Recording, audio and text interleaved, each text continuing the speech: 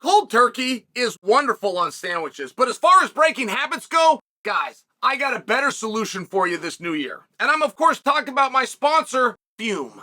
Fume is an amazing, award-winning, innovative, flavored air device. And it's built to help you part ways with old habits. Instead of electronics, vapors, and harmful chemicals, Fume is completely natural, and it uses flavored air. This is a habit you can feel free to enjoy, and it makes replacing your bad habit very easy. This will fill the void in a natural, guilt-free way. It's easy, enjoyable, and it's even fun. Fume has served over 150,000 customers and has tens of thousands of success stories. And there's no reason that the next success story can't be you. Your Fume comes with an adjustable airflow dial. This is so satisfying. Do you hear that? It's so satisfying to play with this thing. And it's designed with removable parts, and it's also got magnets for fidgeting. Pick up the Journey Pack today. Try it for yourself. Go to tryfume.com/Chael. That's going to get you 10% off. Or scan the QR code just as easy. Make sure you use the code Chael to get that 10% discount. Hey, wait a minute. Time out. Whoa. Plessis comes out yesterday. Plessis says, I'm not going to be fighting Izzy at 300. Talked about it could be bigger, talked about it could be in Africa, talked about a lot of wonderful things. I'm good with the whole thing. Stop. The only message that we need there is he turned down the fight, or is he turned down the fight, for 300. We are all done here. What part of that are we missing? Now, hold on and let's back up. We had Plessis versus Israel Adesanya promised to us August of last year. It didn't happen. So what happened? It did not happen. So what happened? It's not a trick question. Tell me. Sean Strickland stepped in. Sean Strickland fought Izzy Adesanya. That's right. The show moved on. So when that fight had reached conclusion, we were going to do Adesanya versus Strickland again. And when that became clear, no, we're not, we moved on to trying to find a contender for Sean Strickland, which we did. His name is Khamzat Chimaev. That's what happened. So, much like we were promised Plessis and Izzy, make sure you understand what the promise is, by the way. The promise is, I promise that I will try to make that match. Which another way of saying that is, I promise, if everybody is in the condition I believe, which is healthy, willing, and under active contract, I will offer the match. That would be the most complete way that Dana could ever make you a promise. Like if he wanted to add the words to it when he says, hey, I promise, or hey, he didn't use the word promise, but you get what I'm saying, right? When he gives a commitment, when he gives his word, when he says, here's the number one contenders match, here's what we're going to do. When he says that, what does that mean? It means everybody involved, this guy and this guy, this athlete and this athlete are in the condition which I believe, which is healthy, willing, and under active contract. If that is true, and let's start with that, I will then offer them a match. That is the commitment that Dana White is making. And 100% of the time, Dana White has come through on that commitment. He then gets the surprise of the lifetime, which is these two guys that are fighters who just got presented with their biggest opportunity, didn't want it. There is no way for him to have seen that coming. If he knew at all that these guys aren't going to want the biggest opportunity that he's going to be able to offer them, he wouldn't have signed them in the first place. Now, why do I tell you that story? Because we were told it was going to be Plessis and Izzy. It wasn't Plessis and Izzy. Why? Because Plessis said no.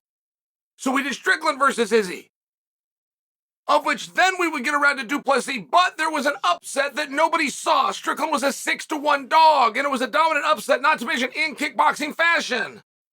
It was a really surprise match. You got to redo the match. That's the direction that they went in.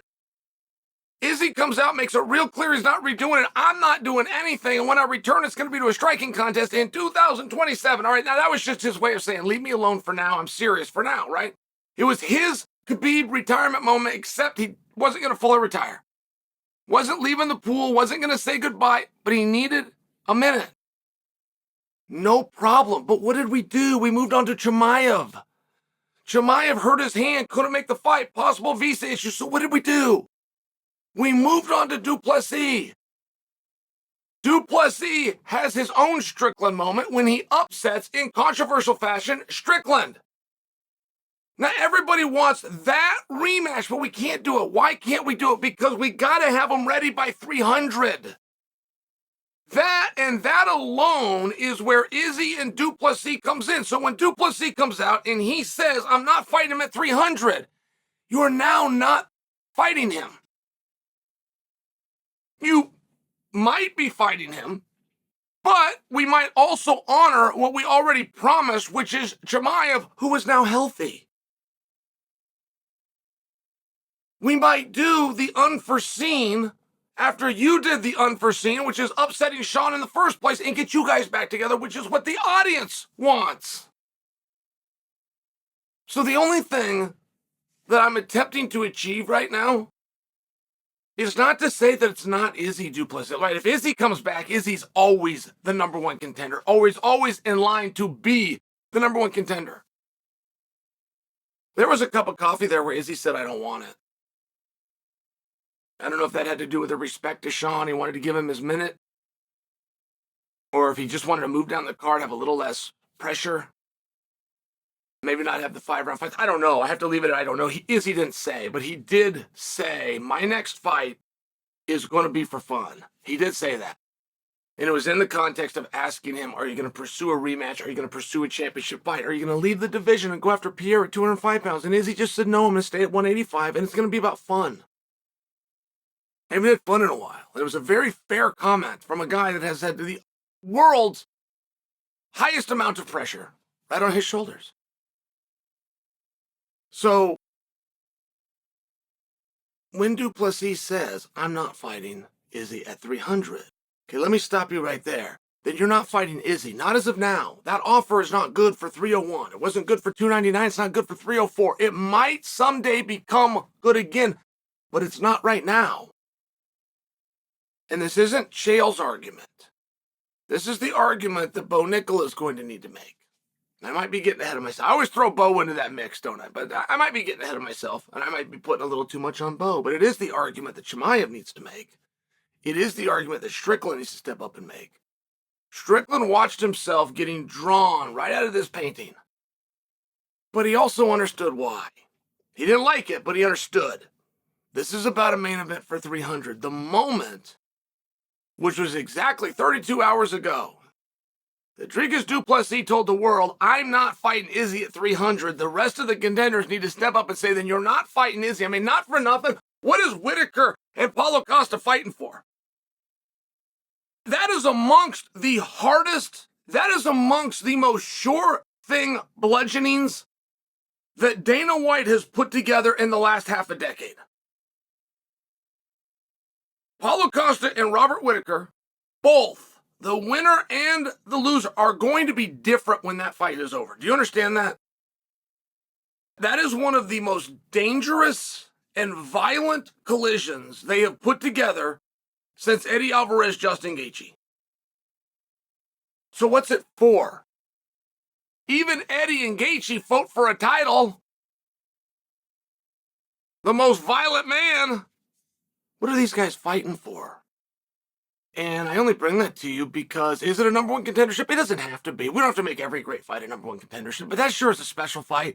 Whitaker and Paulo Costa, regardless of their terrible job of exciting all of us, that is a bludgeoning of a decade. What are they doing it for? Well, you couldn't do it for a number one contendership.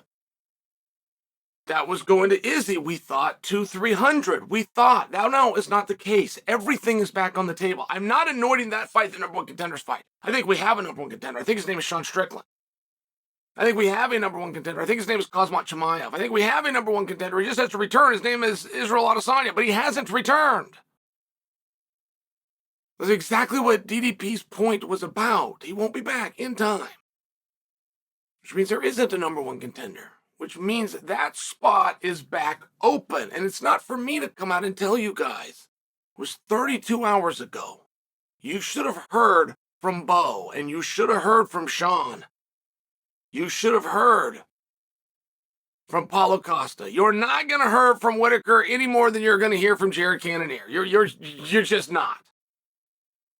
There's a lot of guys that should be speaking up. And it shouldn't just be me.